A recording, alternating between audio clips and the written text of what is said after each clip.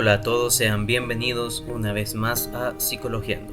En esta ocasión hablaremos de un tema muy importante para la psicología, que son las escuelas o corrientes teóricas psicológicas. Cabe mencionar que acá coloco solo las más representativas, sin embargo quedan muchas más corrientes y teorías que traeré en un próximo video. Sin más que decir, comencemos. Una de las escuelas pioneras es el psicoanálisis. El padre o el representante de la escuela del psicoanálisis es Sigmund Freud, nacido en Freiberg en el año de 1856. El psicoanálisis es una teoría sobre el funcionamiento de la mente humana. Sus teorías y su trabajo han dejado una huella importante en el modo en el que durante décadas se han dado explicaciones sobre el desarrollo en la infancia, la personalidad, la memoria, la sexualidad o la terapia. Muchos psicólogos han sido influenciados por su obra, mientras otros han desarrollado sus ideas en oposición a él. Freud desarrolló la teoría de que algunos eventos y deseos causaban tanto miedo y dolor a sus pacientes que permanecían guardados en el oscuro subconsciente, afectando a la conducta de manera negativa. Esto sucedía debido al proceso que llamó regresión. En su teoría da mucha importancia a la mente inconsciente, ya que el objetivo del psicoanálisis es hacer consciente lo que está molestando en el inconsciente. Más tarde Freud desarrolló un modelo de la mente que estaba compuesto por el ello, el yo y el superyo, y lo llamó el aparato psíquico. Tanto el ello, el yo y superyo no son áreas físicas, sino conceptualizaciones hipotéticas de funciones mentales importantes. El ello opera en el nivel inconsciente y responde al principio del placer y está compuesto de dos tipos distintos biológicos o impulsos, a los que llamó eros y tánatos. El eros o instinto de vida ayuda a los individuos a sobrevivir. Dirige las actividades que sustentan la vida, como la respiración, la comida o el sexo. La energía creada por los impulsos de la vida se conoce como líbido. En contraste, el tánatos o instinto de muerte son una serie de fuerzas destructivas que están presentes en todos los seres vivos. Cuando la energía se dirige hacia otros, se puede expresar en agresiones y violencia. El yo o ego se desarrolla durante la infancia.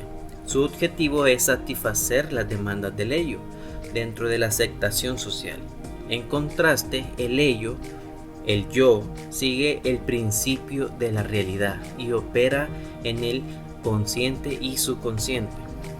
El superyo o superego es el responsable de asegurar que se sigan unos estándares morales, por lo que actúa con el principio de moralidad y nos motiva a actuar con un comportamiento socialmente aceptable y responsable.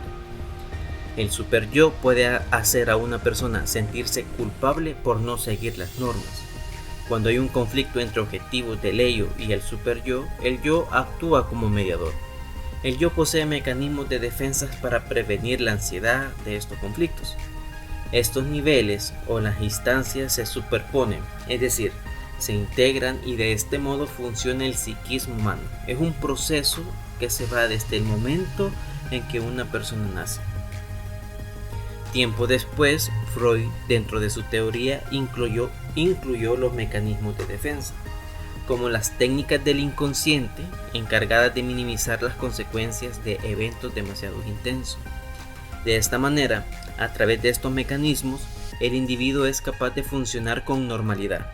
Es una respuesta del yo, que se defiende tanto de la excesiva presión del ello. Cuando éste reclama la satisfacción de los impulsos, como el desmenuzado control del superyo, merced a ellos, el yo también se protege de la presencia de experiencias pasadas de tipo traumático. A su vez, los mecanismos de defensas son modos incorrectos de resolver el conflicto psicológico y pueden dar lugar a trastornos en la mente, la conducta y, en los casos más extremos, a la somatización del conflicto psicológico y de las disfunciones físicas que lo expresan. Algunos tipos de mecanismos de defensa son el desplazamiento. Este refiere a la dirección, a la redirección de un impulso. Habitualmente es una agresión hacia una persona o un objeto. Por ejemplo, alguien que se sienta frustrado con su jefe y le suelta una patada a su perro cuando llega a su casa. La represión es el mecanismo que Freud descubrió primero. Hace referencia a que el yo borra eventos y pensamientos que serían dolorosos si se mantuvieran en un nivel consciente. La proyección. Este hace referencia a los individuos que atribuyen sus propios pensamientos, motivos o sentimientos hacia otra persona. Las proyecciones más comunes pueden ser comportamientos agresivos que provocan un sentimiento de culpa y fantasías o pensamientos sexuales. La negación es el mecanismo por el cual el sujeto bloquea eventos externos para que no formen parte de la conciencia y trata aspectos evidentes de la realidad como si no existieran. Por ejemplo, un fumador que se niega a afrontar que fumar puede provocar serios problemas para su salud. También Freud, en su teoría, planteaba que el ser humano, en la etapa del crecimiento y evolución de la persona, pasaba por etapas o estadios que tenían que ver con la sexualidad, denominados etapas psicosexuales. Freud consideraba que los niños nacen con un deseo sexual que deben satisfacer y que existen una serie de estadios durante los cuales el niño busca placer de diferentes objetos.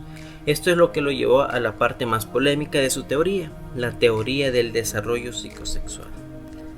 Él describió 6 etapas, las cuales son: la etapa oral. Comienza con el nacimiento y continúa durante los primeros 18 meses de vida. En esta etapa se centran en el placer en la boca. Esa es la zona erógena. El niño chupa todo lo que encuentra porque eso le resulta placentero y así conoce su entorno. Por lo tanto, en esta fase el niño ya experimenta con su sexualidad. Si el adulto, por ejemplo, le prohíbe que se chupe el dedo, la mano, etc., le está obstruyendo la posibilidad de explorarse y explorar su alrededor, lo cual puede traer problemas futuros para el niño, lo cual Freud denominó fijaciones. La segunda etapa, la etapa anal. La fase anal del desarrollo se produce entre los 18 y los 3 años de edad. En esta etapa, la preocupación del niño y sus padres gira alrededor del ano. Es la etapa del control de esfínteres. El goce sexual para el niño está en la defecación. Él siente que es una producción de su cuerpo, una parte de sí mismo, y por ello es tan importante para él. Es una etapa de gran importancia y es fundamental que él controle los esfínteres y que se haga progresivamente, sin presiones. Manejar mal esta etapa va a repercutir negativamente en comportamientos futuros. La tercera fase es la fase fálica de la teoría de Sigmund Freud, que comienza a los 3 años y se extiende hasta los 6. En esta etapa, los genitales son el objeto de placer y aparece el interés por las diferencias sexuales y los genitales, por lo que es muy importante no reprimir y manejar debidamente esta etapa, ya que se podría obstruir la capacidad de investigación, conocimiento y aprendizaje general. Freud asegura que los varones comienzan a experimentar sentimientos sexuales hacia sus madres y ven a sus padres como competidores, por lo que temen ser castros y que el proceso resulta en el complejo de Edipo. Más tarde, los niños se identifican con sus padres y reprimen los sentimientos hacia sus madres para dejar atrás esa fase.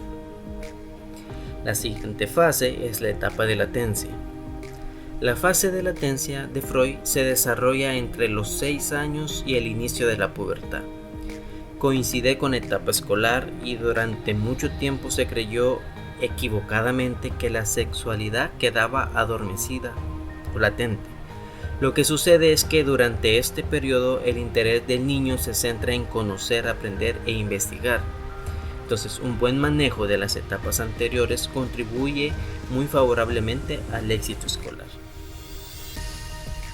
La siguiente y última etapa es la etapa genital. Esta fase se da de la pubertad y una vez más es el centro de atención recae en los genitales. Acá los individuos muestran curiosidad por la sexualidad genital y es básico que encuentren en sus padres y en el mundo adulto la apertura y disponibilidad para hablar de sexo y para aclarar y responder dudas.